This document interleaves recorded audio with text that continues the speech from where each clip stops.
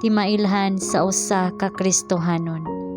Efeso Kapitulo 3 versikulo 20. Karon alang kaniya nga arang makahimo og labaw gayud sa labing madagayaon nga labaw sa tanan nga atong gipangayo kun gihuna-huna, sumala sa gahom nga nagabuhat sa sulod nato. Ang Ginoo naghulat sa pagpakita pinaagi sa iyang katawhan sa iyang grasya ug gahom. Apan iyang gikinahanglan nga kadtong nagabuhat sa iyang pag-alagad, magtipig sa ilang mga hunahuna nga kanunay nga gitumong ngadto kaniya. Matag adlaw kinahanglan sila adunay panahon sa pagbasa sa pulong sa Dios ug alang sa pag-ampo.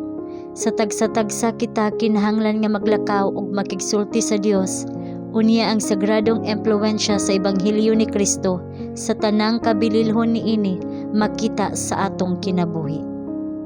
Adunay kabatid nga mas gamhanan pa kaysa kabatid sa mga pulong diha sa hilom, makanunayon nga kinabuhi sa usa ka putli tinuod nga Kristohanon.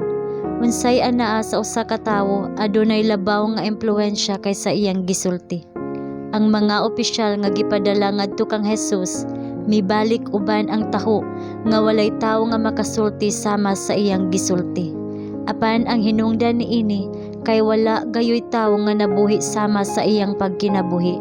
Kung ang iyang kinabuhi lahi pa sa kaniadto, dili unta siya makasulti sama sa iyang gibuhat.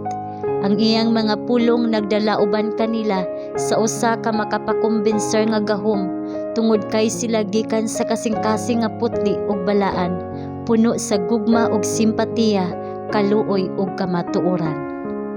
Ang atong kaugalingon nga kinaiya ug kasinatian ang nagtino sa atong impluwensya sa uban. Aron makumbinser ang uban sa gahom sa grasya ni Kristo, kinahanglang mahibaluan nato ang gahom niini sa atong kaugalingong kasing-kasing ug kinabuhi. Ang ebanghelyo nga atong gipresentar alang sa pagluwas sa mga kalag, kinahanglan mao ang ebanghelyo diin ang atong kaugalingong mga kalag maluwas. Pinaagi lamang sa buhi nga pagtuo kang Kristo, isip usa ka personal nga manuluwas nga posible nga mabati ang atong impluwensya sa usa ka maduha-duhaon nga kalibutan. Kung atong kuhaon ang mga makasasala gikan sa kusog nga sulog, ang atong kaugalingong mga tiil kinahanglang lig-ong ipahimutang sa bato, si Kristo Jesus. Ang timailhan sa Kristyanismo dili usa ka panggawas nga timaan.